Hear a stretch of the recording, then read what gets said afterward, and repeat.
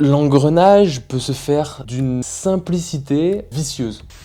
Tu attends, et que les choses n'arrivent pas, et alors toute ta vie t'es malheureux. Ça ne regarde que vous, votre changement et la vie que vous voulez.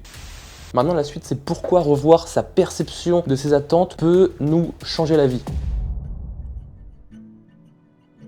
On a tous des attentes et la plupart du temps, elles sont source de déception, de désillusion, de frustration et j'en passe. S'en rendre compte est une étape. Changer sa perception vis-à-vis de celle-ci en est une autre et c'est ce que nous allons voir. Dans cette vidéo, je vais vous dévoiler comment apaiser votre esprit simplement en modifiant juste ce petit quelque chose. En quête de paix, de sens, d'harmonie et de sagesse, moi c'est Coco, bonne vidéo. Bon, posons les bases. Avoir des attentes, c'est attendre un résultat spécifique de quelqu'un, de quelque chose, d'une situation. Les attentes sont propres à chacun, selon les philosophies, façons de vivre, de voir les choses, etc. Et aussi, la plupart du temps, il faut savoir que les attentes sont irréalistes. Je vais citer le professeur Gérard Egan qui nous explique comment est-ce que nos attentes nous font souffrir. Ce sont nos attentes qui nous blessent, pas la réalité. Tout ce qui se passe dans la réalité est réel. Ce que nous pensons qui devrait arriver dans le monde est irréel. Donc les gens sont blessés par leurs attentes. Nous ne sommes pas déçus par ce qui arrive, nous sommes seulement déçus quand nos attentes ne deviennent pas la réalité. Ok, donc là on vient de poser les bases. Les attentes sont irréalistes, les attentes sont propres à chacun. Les attentes, c'est l'espoir d'un résultat particulier et nos attentes sont source de mal-être, malheur, etc. Maintenant, comment est-ce que ça affecte réellement nos vies? Eh ben, c'est tout simple. Des attentes élevées égale des déceptions élevées. Par exemple, vous avez un entretien pour le boulot de vos rêves. Déjà, vous avez beaucoup d'attentes dans cet entretien. Vous espérez qu'il se passe bien, que le patron ou le RH ou n'importe qui vous fasse passer l'entretien soit sympa, que vous vous assuriez. Vous arrivez déjà avec tous ces espoirs-là. Admettons que l'entretien se soit super bien passé. La personne qui vous a reçu sympa, bon feeling avec elle, vous avez assuré, vous vous êtes super bien vendu, tout ça. Les avantages sont bons, le salaire est bon. Cette offre vous correspond. Vous sortez de cet entretien et vous vous dites, c'est là que je veux aller et nulle part ailleurs. Je place tous mes espoirs dans cette offre et puis c'est tout. Sauf que, comment ça se passe? Demain, on vous appelle, on vous dit, bon, on n'a pas retenu votre candidature, on a préféré prendre quelqu'un d'autre de plus qualifié ou peu importe. On tombe de haut. On tombe de haut, c'est bizarre parce que c'est vraiment très simple comme concept, mais pourtant on continue parfois de placer tous nos espoirs dans une chose unique alors qu'on ne maîtrise rien de cette situation, rien du résultat. Et donc c'est source de déception. Et si tu t'attends que cet ami t'appelle, que quelqu'un prenne de tes nouvelles, qu'on te rende ce service, que ci, que ça, et que toute ta vie tu attends, et que les choses n'arrivent pas, et alors toute ta vie t'es malheureux. C'est la conclusion que je tire, conclusion hâtive, mais conclusion qui a pas l'air déconnante malgré tout. Un exemple de mon expérience perso, c'est il y a quelques années, je dirais au moins 6-7 ans, je tentais ma première expérience entrepreneuriale. Donc j'avais quitté les cours à ce moment-là et j'ai un pote qui était plus en cours non plus. Et je lui parle de ce projet, il est chaud. On se donnait des rendez-vous où on bossait, on brainstormait. Moi j'étais trop content de bosser avec lui. Sauf que ce projet, réellement, c'était le mien. Et lui, il me suivait dedans parce que je pense qu'il savait pas quoi faire d'autre. Parce que finalement, il n'était pas plus investi que ça. Je m'attendais à ce qu'il soit aussi investi et déterminé que moi dedans. Ça fait que j'ai été déçu de lui, alors que finalement, je suis seulement déçu parce que mes attentes ne se sont pas réalisées. Pourquoi? Parce qu'elles sont irréalistes. Je ne peux pas prévoir comment une personne sera. C'est important de comprendre ça. Je prends un exemple, encore un exemple concret, qui n'est pas de mon expérience à moi, mais de celle de ma mère. Ma mère vit avec ma petite sœur. Enfin, ma petite sœur vit avec ma mère plutôt. Et forcément, il y a des tâches ménagères à faire. Sauf que ma mère, elle ne demande pas de coup de main. Elle attend que ça vienne de ma sœur de faire les tâches ménagères sans lui demander. Et quand ma sœur ne fait pas les tâches ménagères, ça crée de l'énervement, de l'agacement, de la colère, de la déception. Mince, elle a pas vidé le lave-vaisselle ou elle a pas passé l'aspirateur ou ci ou ça. Et quand tu demandes à ma sœur, en fait, je savais pas, maman m'a pas demandé. Même si pour ma mère c'est évident pour elle. La situation, encore une fois, est irréaliste. Elle ne peut pas s'attendre à ce que quelqu'un fasse ce qu'elle veut juste parce qu'elle l'espère. Encore une fois. Alors que si elle demandait directement à ma sœur, est-ce que tu peux faire ça? Déjà c'est clair, elle sait que ma sœur sait. Donc si elle ne veut pas les faire, ces tâches, c'est un autre problème.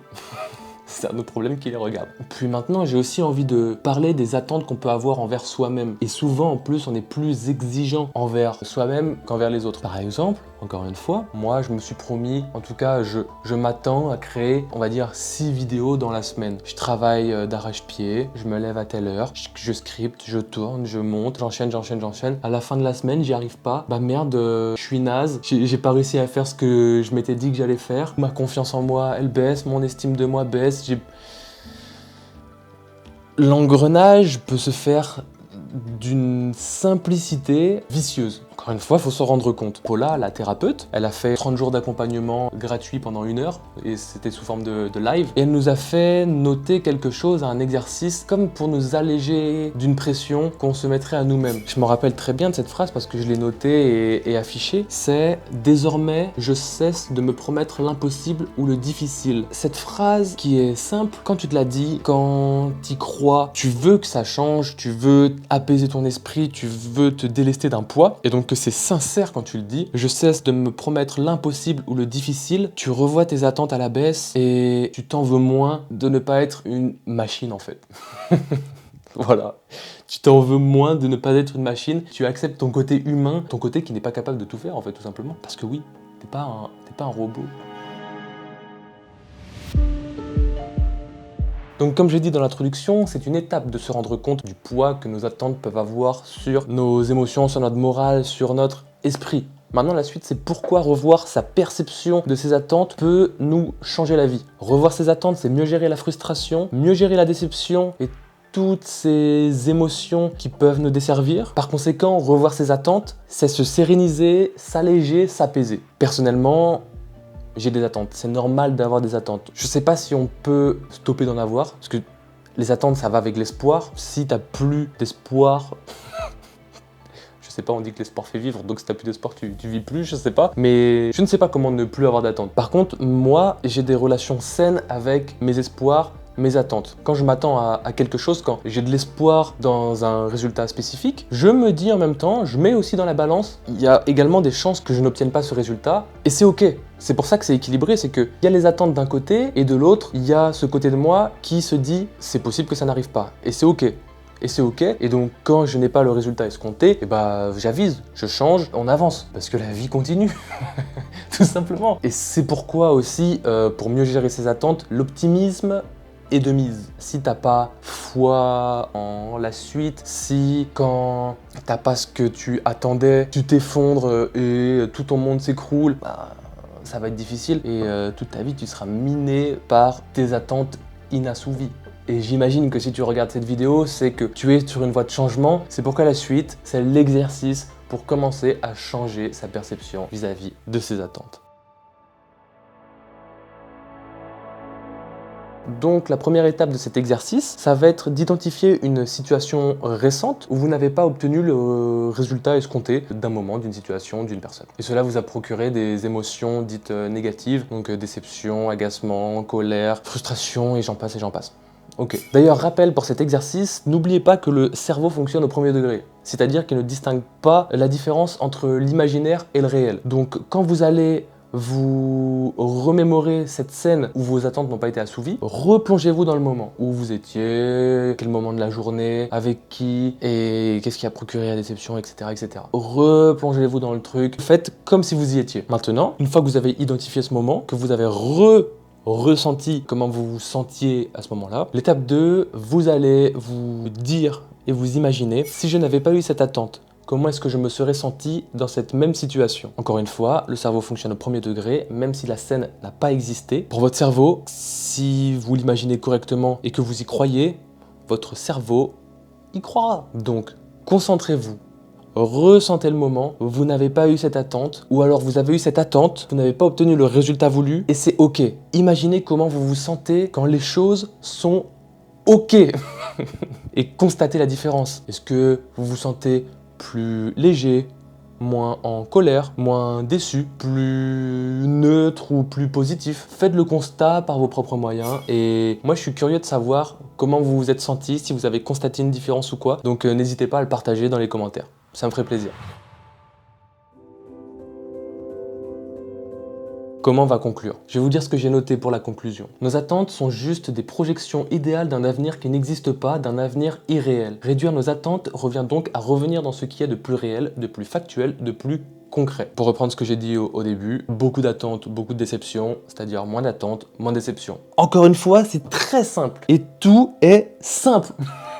C'est juste dans la tête que c'est compliqué. C'est pas complexe, c'est difficile, mais c'est simple. Je sais pas si c'est compréhensible ce que j'essaye de dire, mais c'est simple. Pour en venir à l'exercice que je vous ai dit, c'est un exercice que je vous suggère pour commencer à vous rendre compte du poids de vos attentes dans votre vie. Libre à vous de pratiquer ou pas, ça ne regarde que vous, votre changement et la vie que vous voulez. C'est chacun son destin. Aussi, si vous vous sentez bloqué dans votre vie et souhaitez qu'elle s'améliore, vous abonner à ma chaîne est un premier pas gratuit et facile vers le changement. En description, je vous mettrai le contact de Paula, une thérapeute exceptionnelle qui, si vous voulez vraiment aller plus loin, vraiment, c'est difficile pour vous dans votre vie, elle pourra vous aider, j'en suis certain. Encore, petit rappel, si vous avez fait cet exercice, n'hésitez pas à me dire ce que vous en avez pensé, ce que vous avez ressenti, ce que vous avez vécu dans les commentaires. Et puis, de toute façon, moi, je vous souhaite le meilleur. La vidéo est terminée, c'était Coco, à bientôt.